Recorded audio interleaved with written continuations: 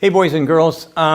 We got a special treat for you today. I've gotten the opportunity to meet with Mr. Elon Musk, and today we're going to talk a little bit about his aspirations. We luckily got a tour through the program here at Brownsville, and I just see it says Boca Chia, a gateway to Mars. So it's kind of really exciting. I was really happy that I got the chance to see the product that's being manufactured here, these rockets. It's spectacular the way they're doing it, and it's totally different than anything I've seen with rocket production at any other company. So with that, I'd like to introduce Mr. Musk, and I guess maybe you could answer a few questions, or actually tell. I'd rather hear from you than talk. I've been doing a lot of talking lately, and I've had criticisms in the past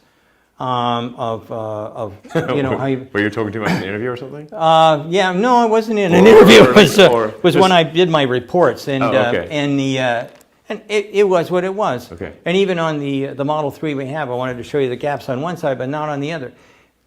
I don't understand how that can happen. Sure. So, but no, I thought your criticisms were accurate. Yeah. Well, so I've got a question. We've been traveling all over the place, and suddenly we've got a sticker on the side of the car that says Munro Live, and people are coming up and showing us their car and telling us about their experiences with a Tesla and whatnot. Yeah. These guys are really deep into loving this thing, and it doesn't matter whether it's that 8-year-old or 6-year-old kid that came up. Hey, Mister, are you Sandy Munro? And people know, and they're deeply involved in the Tesla, and yet for some reason or other. We have a couple of little problems with our car, and then I see another car, and it's a perfect build. If I would have had that, any kind of comment or response or whatever from that would be greatly appreciated. Yeah. Well, it took us a while to kind of iron out the production process, especially during a production ramp. That's like people like friends kind of like asking me like, when should they buy a Tesla? I'm like, well, either buy it right at the beginning or when the production reaches steady state. But during that like production ramp, it's super hard to, be like in vertical climb mode and get everything right on the little details. It's just a super difficult thing. So if you really want like things to be dialed, it's like actually the very very early cars, or once production is leveled off, that's when it's going to be best. Well, we noticed that we have a 21, the Model 3 21, and ours had the little problems, but at the end of the day, this guy's car was fabulous. Paint job was spectacular. Sure. But the paint was a big deal. Sure. But now, this other car I saw, and it was a Model 3 with white interior, which I personally think is the better color than we got black. But that thing was absolutely pristine, perfect. Yeah. That's as good as anybody could possibly do. I just don't understand it. Mine was built this month. His was a month later. Mine had problems. His is perfect. Yeah, we actually did improve gap and paint quality quite a bit towards the end of last year. Even in the course of December, there was like, we were able to really focus on it and improve it a great deal. Like one of the things that was happening when we were like ramping production was the paint wasn't necessarily drying enough. So it's like, well, if you go faster, it's like you just discover these things. Like, so if we knew them in advance, we'd fix them in advance. But like you ramp the line, and then the paint that had an extra sort of minute to dry, or 2 minutes or whatever. Now it doesn't have the 2 minutes, and so it was more prone to have issues that needed to be corrected. This is like one example. Yeah. I mean, production is hell. The real thing that's, I think, unique for cars, for Tesla, is achieving volume production. It was like of any American startup car company, I think Tesla is like the first to achieve volume production in 100 years, basically. Like I think Chrysler was the last one. Yeah. So like prototypes, and I've said this publicly, like prototypes are relatively speaking easy, and they're also like fun. Like prototypes are easy and fun, and then reaching volume production with a reliable product at an affordable price is is like excruciatingly difficult. Yeah. So well, you've done a good job. I mean, I've seen the difference between the one we had in 2018, then the Model Y, that's the first. I never recommended anybody else's, but the Model Y, when we tore that down, people were coming up, hey, which one should I buy? And I said, I'm not into doing that, but if I'm going to buy an electric car, and we've seen everybody's, I mean, we've torn everybody's electric car apart. If I was going to tell somebody to buy one and he had to have one, I would suggest the Model Y. And lots of people did that. This Model 3 we've got, this may be the second one that I'm going to suggest. You know, you can either have one of these two, and then I won't have to worry about you coming back and telling me there's something wrong with my skull or something. That they both work really well. Yeah. And I have to tell you, we've gone about almost 6,000 whatever, I can't remember, 6,000 plus miles so far in a couple of days, in a few days. And the seats in your car are phenomenal. Yeah. Absolutely phenomenal. I can't say enough about them. I drive a Jeep Wrangler. Yeah. And if I had to sit in that seat for an hour, I'd have to get a chiropractor sure. and probably surgery. These seats, we were sitting in them for hours and hours and hours and hours, and there's no fatigue. They're brilliant, and you make them yourself. Yeah, absolutely. So, I mean, what we're really trying to do there with the seat is, and we put a lot of effort into this, is minimize any peaks and any pressure peaks. So it like evens out the pressure. Like if your butt hurts, it's basically going to be because there's some part of the seat that is producing a pressure peak. Yeah. And that's going to just cut off your circulation and make your butt hurt. But there've been quite a few iterations. In fact, I mean, the early Model S's had, I think, probably the worst seat of any car I've ever sat in. Wow. I mean, I called it the stone toadstool. It's like if you wanted to sit on a stone toadstool, that was the early Model S seats.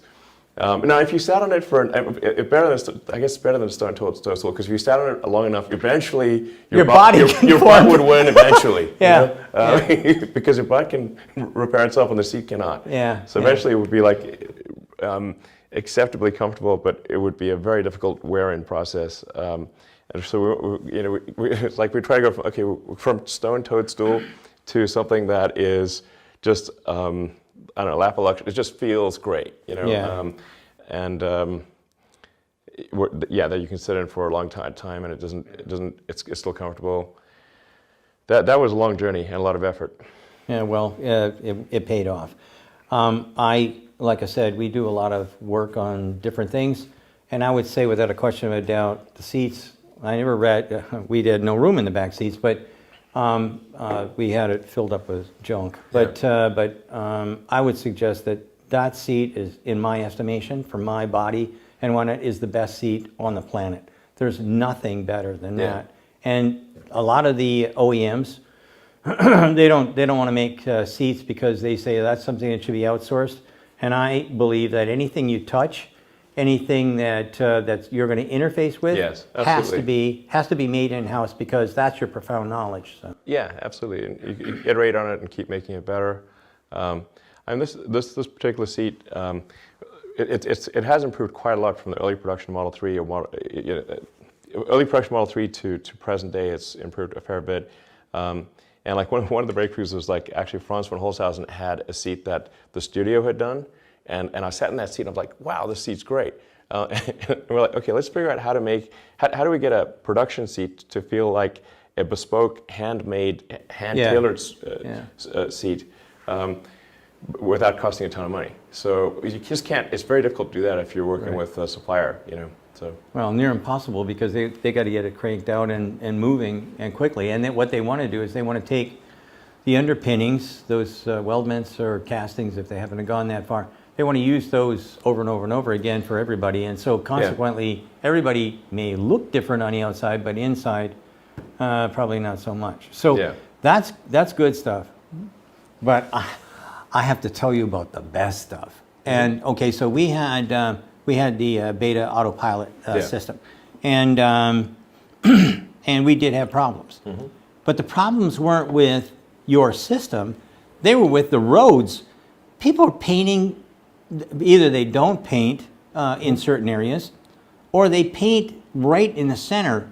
So how are we going to get legislation to make it so that things are consistent between states? In the old days, it probably didn't make much difference. But now we're moving into self-driving, and well, I mean, frankly, I think for self-driving, even if the road is painted completely wrong, and a UFO lands in the middle of the road, the car still cannot crash and still needs to do the right thing. So, what really matters, like the prime directive for the autopilot system is don't crash. That really overrides everything. So no matter what the lines say or how the road is done, the thing that needs to happen is minimizing the probability of impact while getting you to your destination conveniently and comfortably. But the prime directive, absolute priority is minimize probability of injury to yourself or to anyone on the road, on the pedestrians or anything like that. So, and it's really, it can't be dependent on the road markings being correct or anything like that. It's just got to be, no matter what, it's not going to crash. well, I still think that that the road commissions in one I better shape up, because, like I said, Corey and I had an issue, and luckily I got out of it. But what happened was they painted all kinds of lines all over the place. There was an old off-ramp and a new off-ramp and a bunch of cones and some flashing red lights. It was totally, I have no idea. If I had to take that thing and knew I had to take it, I would be totally confused as to what to do where. But when the car came into it, the lines are telling it, okay, go here.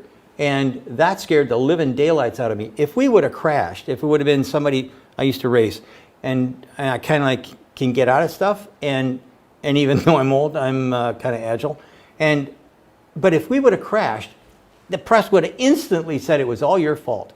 And in essence, the fault lies in this massive mess that we were trying to keep up with. And then, quite frankly, I stopped driving in the right-hand lane. That was it. I mean, the car wants you to keep going back there because it wants you to follow the rules. But no, you can change that. It's a setting. Oh, really? Yeah. You'll have to show us that, because I don't like that one. But it's Yeah, it's following the rules, and that's great.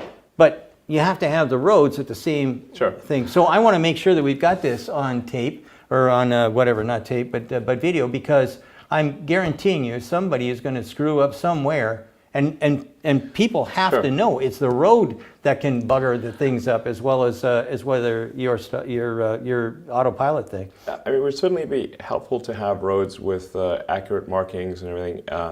But like I said, really for self-driving, it's got to be, even if somebody tries to trick the car, they do not succeed in tricking the car. Right. Because people will do weird things. So it's got to be maintain safety no matter what, and don't let yourself get tricked. That's so. Well, maybe that's the best segue ever, because what I want to do is I wanted to talk about.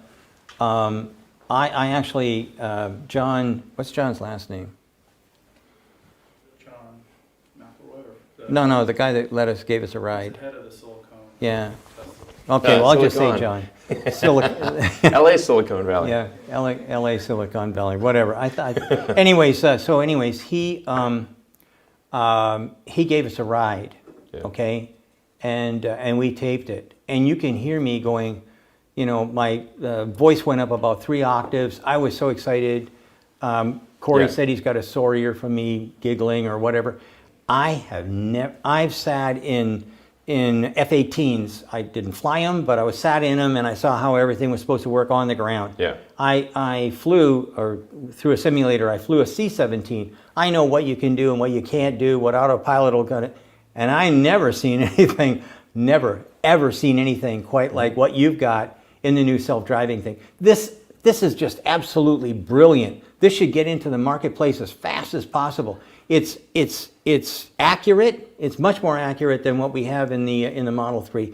It's accurate. It's kind of aggressive, because if there's a hole, it'll find that hole. It makes left-hand turns, which I've heard from everybody can't be done. I mean, these are the things that this will save more lives than airbags, seat belts, and anything else that anybody's ever gotten. Because that's correct. It will. Yeah. I was so impressed. I couldn't believe it. And I have some videotape, and I just asked you for using it. I want to put that out. I want the rest of the world to know what the new standard is, because in the auto world, some people are going to win, some people are going to lose, and some are just going to fade away. The more they fade away, the worse it's going to be for the general population. But I'm telling you, that system, I don't know who you developed or how it developed, but that is absolutely it's developed stunning. internally. Like we developed the hardware and the software. We've got a very talented team that we built from scratch at Tesla for autopilot software and autopilot hardware. We've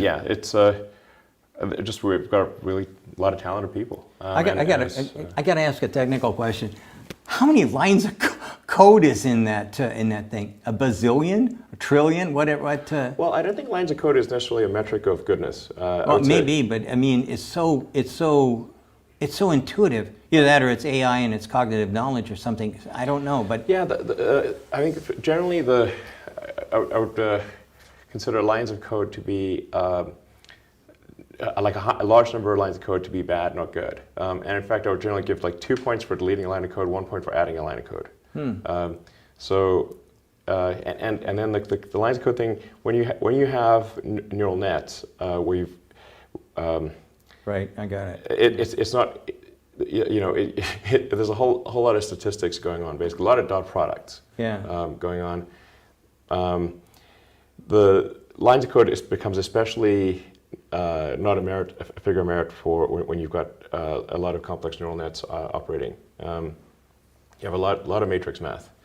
I mean, that said, I think we haven't actually counted it, but I mean, it's maybe, I don't know, a few 100,000 lines of code or something really? like that. Few 100,000? That's amazing. I would like it to be less, Well, your philosophy about getting rid of lines of code, I have a philosophy about getting rid of parts. Sure. And the more parts you get rid of. In fact, a long time ago, when I counted up the number of things in the wheel area, I said this should all be one part, and then Totally agree. yeah, and you got it. Actually, I can tell you how that problem arose, and it was, like first of all, I think you can generally see the errors, the organizational structure errors. They manifest themselves in the product. So, for the sort of wheelhouse areas of the body, there was a lot of engineering done, and there were a lot of right answers to the wrong question. So somebody would say like, well, what's the best material to make this little section of the body out of? And what's the right material to make this little section? And I think we've got probably the best material science team in the world at Tesla, and then actually a lot of them also do work at SpaceX as well. yeah, I know. I'm coming to that question too. Yeah, but so the engineers would ask, what's the best material for this purpose, best material for that? And they got like 50 different answers. And they were all true individually, but they were not true collectively. Right. And when you try to join all these dissimilar dissimilar alloys, and you have galvanic corrosion, so you've got to have better seal, and you've got gaps that you've got to seal, and you've got to join these things, and some of them don't. Some of them need to be joined with rivets. Some of them need to be joined with spot welds. Some of them need to be joined with resin or resin and spot welds. And it looks, frankly, it looks like a sort of a bit of a Frankenstein situation when you look at it all together. And it's I can't emphasize enough the nightmare of sealing in between the gaps. That is like that might be the most painful job in the whole factory is spackling on the sealant. Yeah. And then you have a little. If there's like a little error with curing the sealant, or like just somebody who's been working for several hours makes a slight mistake, then you've got now you've got an MBH issue because you've got a little hole, and you've got a leak issue, and it's just like this is terrible. So, I mean, you can muscle through it, and we have, but it's just it's way better to have a single piece casting, and then you don't have any gaps, no sealant, you don't have dissimilar metals. And you can reduce the size of the body shop dramatically. Right. So just having the the rear body castings for Model Y allowed us to reduce the body shop by 30%.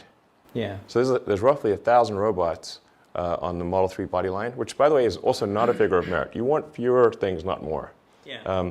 We got rid of 300 robots just with that rear body casting. Yeah. And then when we go to the front body casting, we'll get rid of another 300 robots. Right.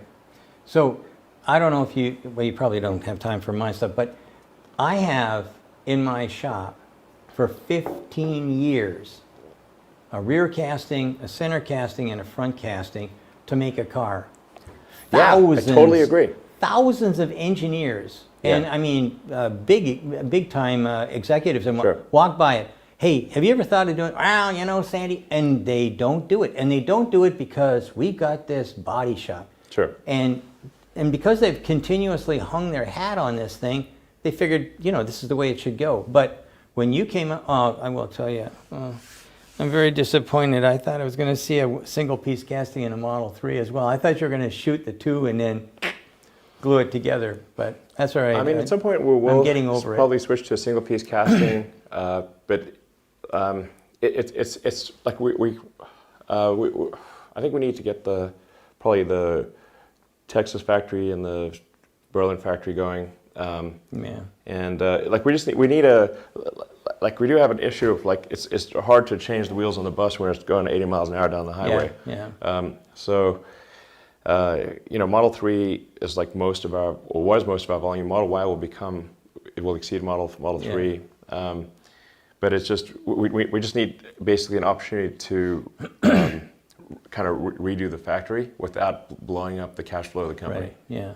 I mean, I understand you've got a lot of stuff in play, so we're looking forward to seeing what's going to happen in Berlin. That's when I'm really interested in, because, quite frankly, you're a lot closer to you're a lot closer to the casting companies, and Germany has fabulous toolmakers. So I'm expecting to see lots of good stuff out of that. Are you going to have or maybe you don't want to talk about that, but are you going to have 3 castings then, or just 2? Well, effectively, there'll be a rear casting, a front casting, and then the center will be a structural pack. Yeah. So structural pack this is an important thing that I've been wanting to do since the beginning of the company.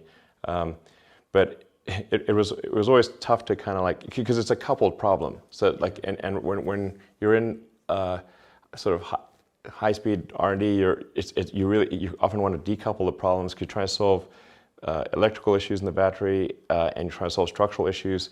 And if you bring them together, then it's hard.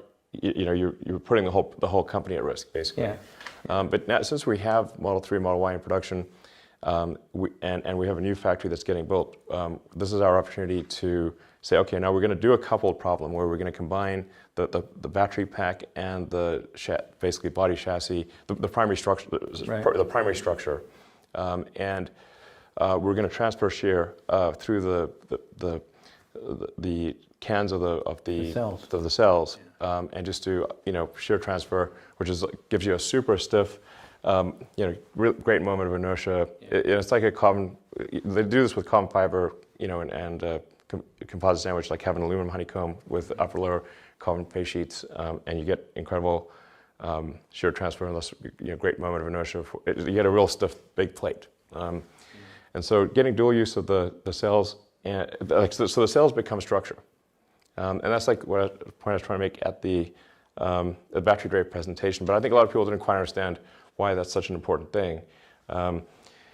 The cells today in every car are carried like a sack of potatoes. Exactly. They actually have negative structural value, because not only they don't serve to aid in the structure of the car, and they have to be isolated from the rest from the rest of the car. So it's isolated from vibration and shock loads and that kind of thing. So then you've got to put mass into isolating the cells, because otherwise they'll bang against the side of the battery casing, and that's not good. Yeah. But by essentially bonding the cells in there, and where the bonding foam serves as both an adhesive and a fire retardant, you basically get 2 birds with 1 stone. Exactly. Yeah. Yeah. So multifunctional designs is something I really try and get the companies that I work with, I try and get them to do that. And we got a ton of people right after your battery show saying, oh, you can't do this, you can't do that. So we made one up, or made wood blocks and whatnot, and said, this is what's going to be. And then I talked a little bit about, what the effect is and the loading and transfer of loading and how much safer and stronger this is going to be on and on. It's the highest rated, I think it's the highest rated show we've ever put out. I'm just explaining, why this is such a good idea, because you got people, designing cars all over the planet, Sure. and they're telling me why it's not a good idea, and I'm saying, tell me again. I mean, really? Yeah. You're an engineer. This is the kind of stuff that really needs to have happen. Yeah, I think it'd be helpful to show and tell, because if you say shear transfer, using a steel canister, shear transfer between the upper and lower face sheets, what does that actually mean? Well, let's show you.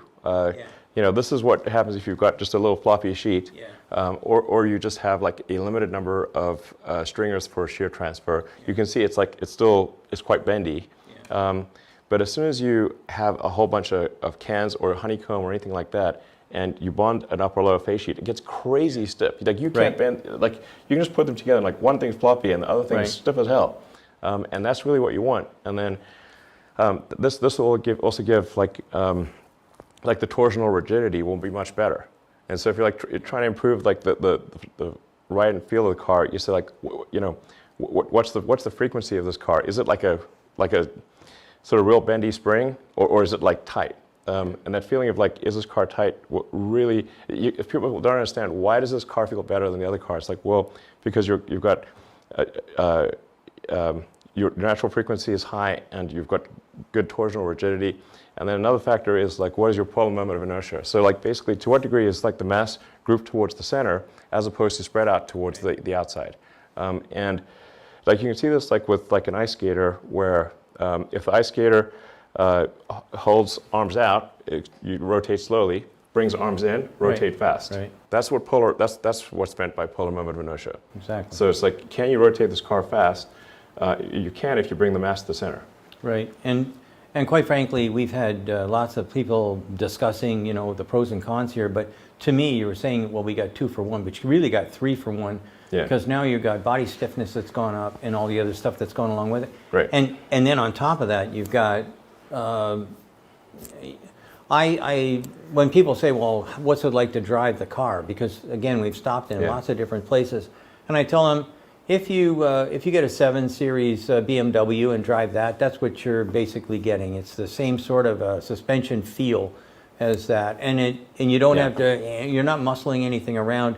Everything is tight and perfect, and tight's a good. And then when you go to those 3, let's say 3 structural members, you put a body on top of that, it's going to be a perfect build. And as a guy who had to work in body shops, and as a guy who used to make molds and dies and whatnot, it's really difficult to take a whole bunch of pieces and glue them together, and there's nothing, right? Yeah. I'm just using fixtures and then some you're going to have purchasing tolerance stack up. That's the issue. Yeah. Is if you've got a whole bunch of separate parts and each of them has got a given tolerance, even if that tolerance is tight, and it could be 0.2 millimeter tolerance, but you've got 50 parts. Okay, now you multiply them together. And you can't win. Exactly, and you're going to also have just variance between cars. Yeah. So that's for sure one of the reasons why it's best to just combine the parts and not have separate parts, and then also just go for extreme levels of precision. Mm-hmm. One of the examples we use at Tesla is Lego. So Lego is super precise because the press fit. I think they're precise down to about a 1/4 millimeter or less. Yeah. Basically about 10 thou. And each one is exactly the same. Yeah, it's got to be. And if Lego is too press is too soft or too hard. If it's too soft, the press fit won't work. If it's too hard, you can't get it on. Right. But they can make something that is a tiny fraction of a millimeter accurate, and it's a low cost toy. Right. Buy $20 for a Lego set, and so if Lego can be that precise, then so can a car. Exactly. Actually, I got to tell you, I applaud BMW for putting out the i3, but it ugly. But the thing that we got from it was that carbon fiber body was absolutely perfect. Mm-hmm. And when if you had the stiffness of the castings down below, and you take a carbon fiber basically structure and put it over the top, absolutely every door is always going to be perfect. You won't have to have fixtures, you won't have to have anything, it just goes boom, done. That's ultimately what I think a perfect build is probably going to go for.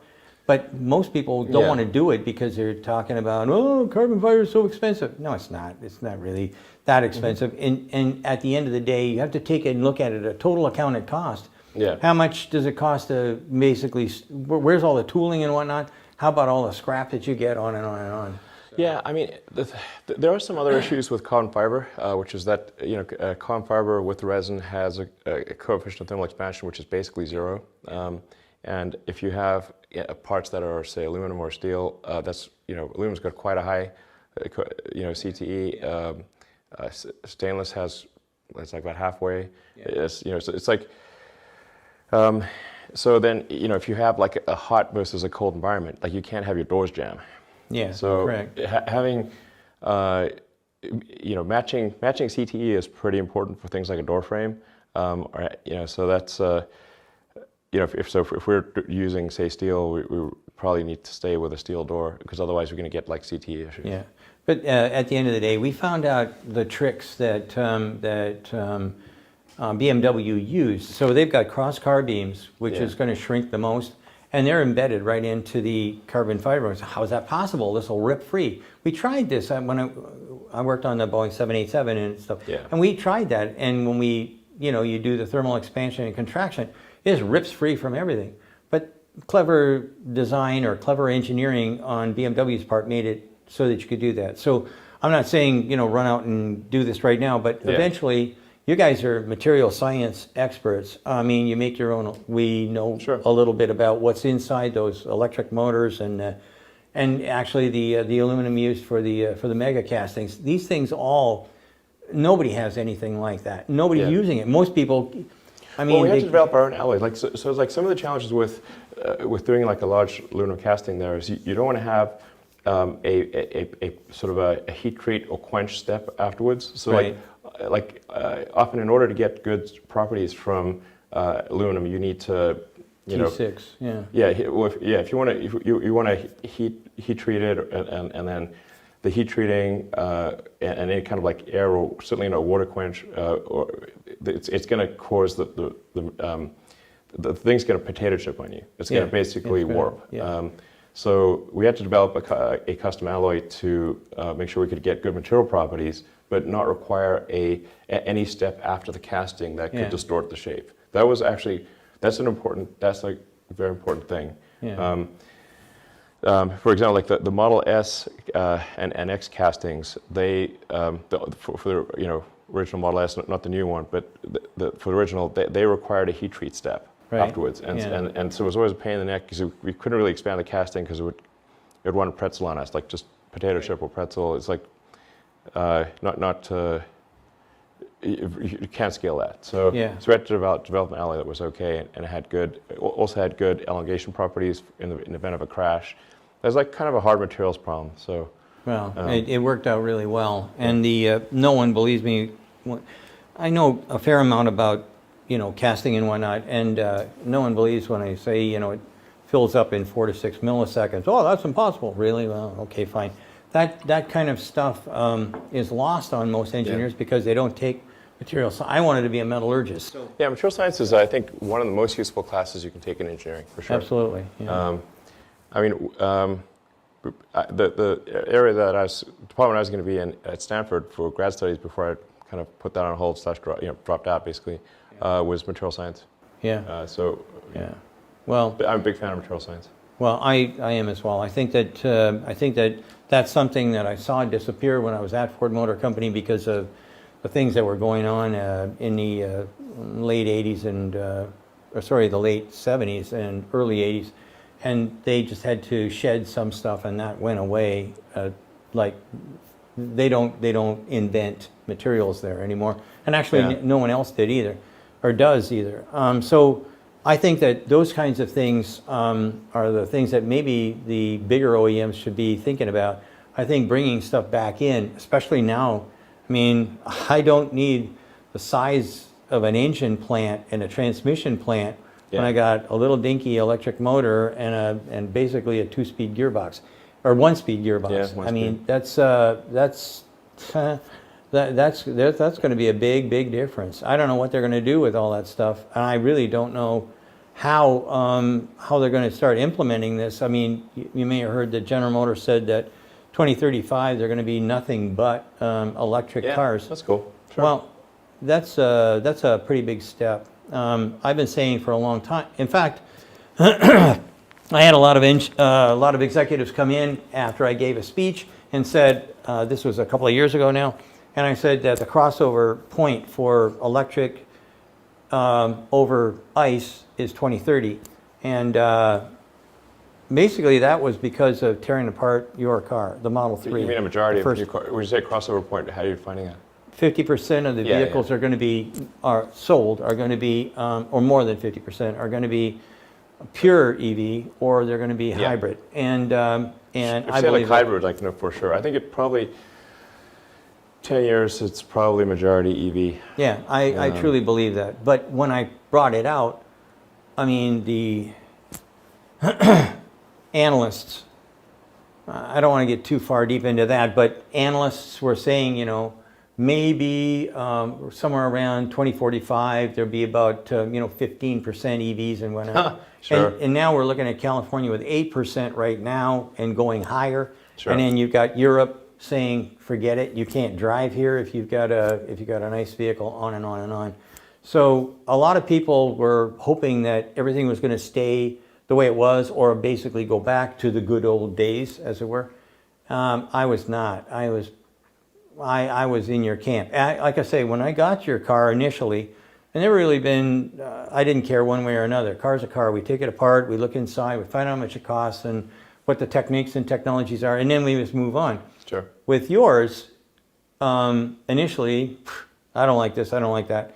Then I drove it because I was the last one to drive that vehicle. Mm-hmm. And he said, you should really take this thing for a ride, see what it, and I took it into a parking lot. There's a college that's near us, and I zipped around and whatnot, and I feel young again. This, I didn't expect that excitement. And then we started looking at the electronics and how much better, even the wiring is in, even the wiring was... We have a lot to improve on the wiring front. I think there's a lot more that can be done to improve wiring. Yeah, well, right now... Also, like 12 volts. I mean, what are we still doing with 12 volts? 42 is where everybody should be, but... I think 48. Or 48, Yeah. yeah. But at the end of the day, we need to do something. That'll reduce the wire diameters and stuff like that, and that's just nothing but cash in the bank. Yeah. So I'm a big fan of that as well. I think, with the new SX, we're finally transitioning to a lithium-ion 12 volt. oh, good. Yes, That's an excellent idea. Smaller box. It's got way more capacity, and the calendar and cycle life match that of the main pack. Oh, cool. So we should have done it before now, but it's great that we're doing it now. This is one of those inside baseball victories. That's kind of a big deal. But yeah, like the 12 volts is like very much a vestigial voltage, and it's like absurdly low. So I mean, even like basically powered Ethernet is like around 50 volts. Yeah. And so you can have like powered Ethernet. Nobody's like sweating it that like this is powered Ethernet, this like phone here. Nobody's worried about like powered Ethernet at like whatever 48, 50 volts. That's really what the car's low voltage system should be at. Yeah, absolutely. I agree. In fact, when we tore apart the Y, I was expecting to see that because you'd said that you were getting rid of weight and the length of wires and whatnot. And when I pulled it off, the harness looked kind of similar. So it is what it is. And you really want to put power and data over the same wires. That's right. And have it be high speed, like higher speed than CAN bus. Right. And so you can like basically dump data on the bus instead of having all these point-to-point wires. Absolutely. That's kind of like what I was kind of hoping I would see when we took apart the Y. But again, you say Same thing. It's hard to change the tires when you're going 80 miles an hour. So I guess the last thing is probably the most controversial. You made comments which I've been saying for years. At Munro, if you want to get your master's, I'll pay for it. If you want to take a course in mechanics or something, I'll pay for it. Even if you want to take a wood carving thing, I'll pay for it. But I will not pay for an MBA. I won't do it ever, never. So you made a comment, and I started tap dancing because people listen to you. I don't get the same kind of respect, but people listen to you, and I really, really was excited when you talked about that. So if you can elaborate on that a little bit, that would be great. Yeah, I think just generally the path to leadership should not be through basically MBA business school situation. It's like it should be kind of work your way up, do useful things, and and there's a bit too much of somebody goes to a high-profile MBA school and then kind of parachutes in as the leader, but they don't actually know how things work. They could be good at, say, PowerPoint presentations or something like that, and they can present well, but they don't actually know how things work because they do not, they parachute in instead of like working their way up. Yeah, they never went through an apprenticipage, for lack of a better word. Yeah, they're kind of like just not aware of what's really needed for to make great products. So. I mean, I don't want to trash MBAs too much here, and I actually do have a dual undergrad, Wharton undergrad, and physics at UPenn. So, so I have I have direct exposure to business school, and I went to do undergrad business school with physics, but and I was a teaching assistant for 2 semesters, and I graded MBAs and undergrads. But I think it's just a little bit too much. Like people look at MBA school as like I want to parachute into being the boss instead of earning it, and I don't think that's good. Yeah. Well, speaking of not good, and this might be the last thing, I've never really been a fan of short sellers. I don't know whether you have a comment on that. Well, I think that there's very few areas in life where you can sell things that you don't own. And the short selling really where you can sell shares that you don't own, when I said it was vestigial, I mean it came from an era when stocks were traded by people traveling on horseback to exchange stock certificates. And in order to have the transaction speed not take weeks, somebody would say, well, the stock certificate is coming on that horse. I don't have the stock certificate right now, but I promise you that I'm getting the stock certificate, and the rider is going to be here. I'm in New York. The rider is going to be here from Chicago in 3 days, and then I'll be able to give you the stock certificate. Yeah. That's where this whole silly thing arose. Yeah. But then the problem is like the way short selling is used today is it's kind of like it's frankly used against the public.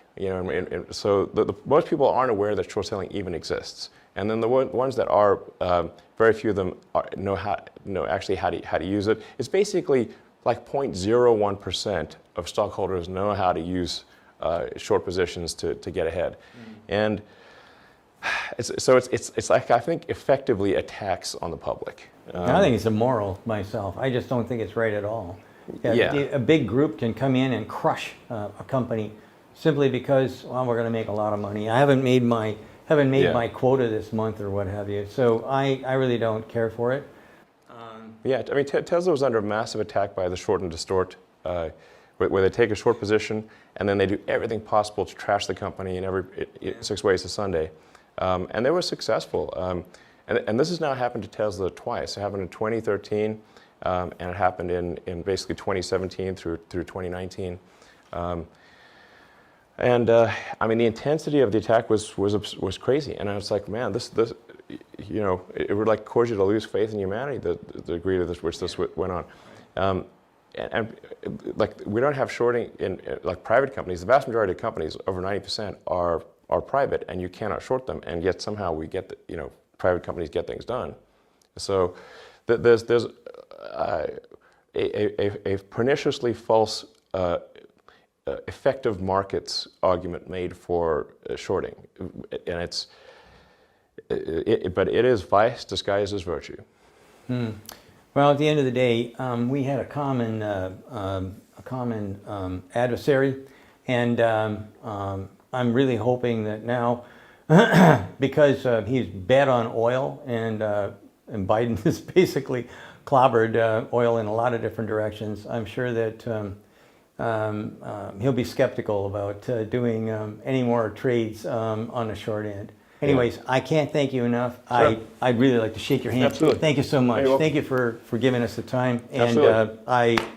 I can't say enough about a lot of stuff, but I really can't say the most exciting thing that's happened to me in a long time was driving that the self-driving I'm telling you, it's just Sure. it blows your mind. Are you gonna let anybody else have that? Yeah, of course. I mean, we were going to roll out the full self-driving to the whole fleet and make it available to the whole fleet. We're just being very careful about the testing, and I think there's actually sort of a dangerous middle ground that we have to be careful of, where the system is good like 99.9% of the time, and then that could lead people to be complacent, and then but then that one time where it's got issues that we don't want people to basically, it can be so good that you get comfortable, but not necessarily good enough to handle all of the corner cases. So we want to just make sure that in that transition to full self-driving, it's really, we're taking as much care as possible. Yeah. Well, I was happy with what we had on the autopilot. It's the first time I've ever gotten a chance to see what the scenery looks like. I always just do lines. Yep. Now I can have a look around and feel comfortable or confident that Yep. my hands are on the wheel, and if something goes wrong, I can correct, but I can Yeah. also enjoy what's going on. Yeah, I mean, I guess, I said this publicly, but basically, a car that does not have self-driving in the future will be about as popular as a horse. Yeah, Like horses right. they're still horses. People have horses, and horse is not what you use for day-to-day transport. No. Yeah. But even a horse will get you home sometimes. If in the olden days he'd get drunk, Sure. fall asleep in the buckboard, and the horse would take him home. Self-driving, as far Sure. as I'm concerned. We're just getting back to horse. Well, I think actually that's one of the things we were going to program into the car. That if you fall asleep in the car, it'll just take you home. Yeah. Like it is most likely that's where you want to go. Yes. And that's a great idea. Yeah. And then we're even going to have it like so. If it detects that you're having issues, it'll take you to the hospital. Like if you say just like having a heart attack or something like that. Something like it'll just take you straight to the emergency room. Well, I think I mentioned this already. I think that the self-driving feature is going to save more lives than seat belts, airbags, and every other thing that we've done to cars combined, because that's the way to go. Absolutely. I mean, worldwide, there's about 1 million people a year die in car accidents, and that's a hell of a lot. And yeah, so there's like 10 million people that get seriously injured. So it's like, we got to hustle on this. Yeah, and why not? We got the technology to do it. So. Yep. Anyway, thanks very much, Elon. All right. Anyways, I'm so flattered. welcome. I'm so happy that I got a chance to meet you. All right. Talk to you, shake your hand. Thank you so much. You're Thank welcome. you.